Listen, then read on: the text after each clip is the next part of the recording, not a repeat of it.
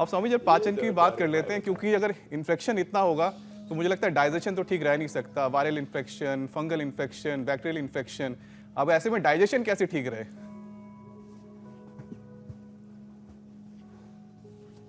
पाचन तंत्र ठीक रहेगा तो हिंदी में इम्यूनिटी को प्रतिरक्षा तंत्र कहते हैं। क्या बोलते हैं बच्चों? प्रतिरक्षा तंत्र।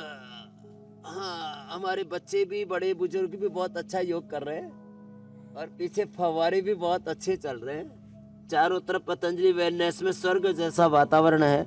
सुंदर सुंदर पुष्प खिले और जीवन पुष्प खिलाने के लिए यहाँ पतंजलि वेलनेस और पतंजलि औषधीय गार्डन 1000 से ज़्यादा पेड़ पौधे वनस्पतियाँ वहाँ रखते हैं। लीवर के लिए तो सबसे बेस्ट है सुबह उठ करके अनार लें। थोड़ा अनार से बेहतर कुछ भी नहीं। भूमि आंवला, पुनर्नवा, मकोई, ये तीनों अभी फ्रेश आ गए हैं, इसका फ्रेश जूस पिला देते हैं। ये जो हमारी बेटी प्रियंका विजय वर्गीय, इसने मधुमेह पर तो विजय पाली, इंसुलिन भी बंद हो गया, 18 साल की शुगर ठीक होगी। बोलो बाबा जी मेरे को तो लीवर सिरोसिस बता दिया था। भूमि आंवला, पुनर्नवा, मकोई और बकरी का दूध पिलाते हैं और हम ये मंडू का आसन लंबा कराते हैं और पवन मुक्तासन लंबा कराते हैं, जो बहुत इजी है।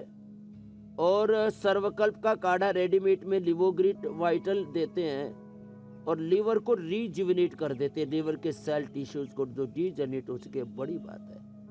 और फिर मिट्टी पट्टी थोड़ी करवा देते हैं, कब्ज नहीं होने देते। अच्छा, एक उपाय छोटा सा इसी के साथ बता देता हूँ। सारी बीमारियों का मूल कारण, मूल जड़ है उसकी त्रिदोष। सप्ताह में एक बार बस्ती और एक बार उपवास कर ले, वात पित्त कफ त्रिदोष नहीं होंगे।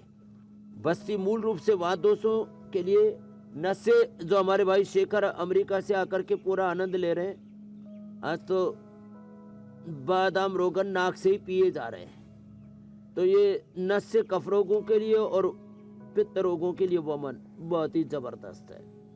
तो पाचन को अच्छा रखने के लिए एक भुक्तम सदारोग्यम, द्विभुक्तम बलवर्धनम, त्रिभुक्तम सदारोग्यम, चतुर्भुक्तम। तो मार्कम इस सिद्धांत को याद रखे। हितहारा मितहारा अल्पाहारा सय्यन राह न तान वैद्या चिकित्सन्ति आत्मनस्ति चिकित्सका। हितभुक हितभुक मितभुक होना पड़ेगा।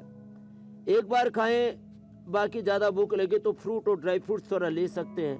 छत्रपति शिवाजी महाराज शाकाहारी थे और एकाहारी थे, एक बार खाते थे।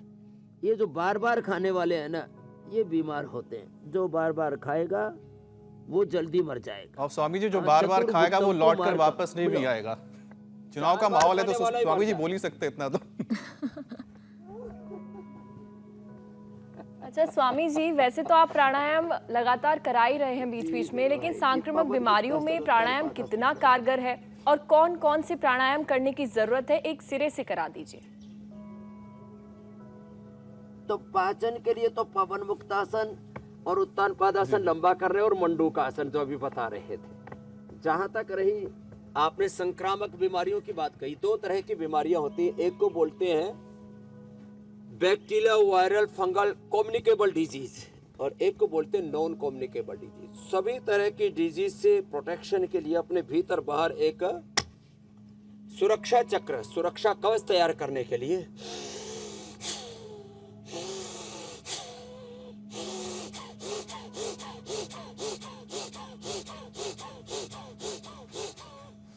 अब तो लोग पार्कों में चलते चलते भी भस्त्रिका करने लग गए।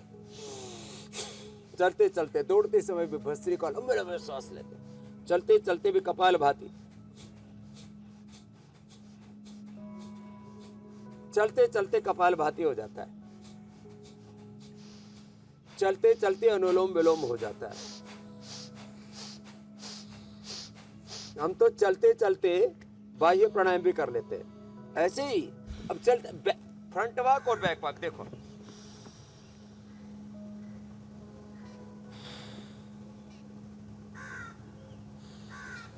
अनुलोम विलोम,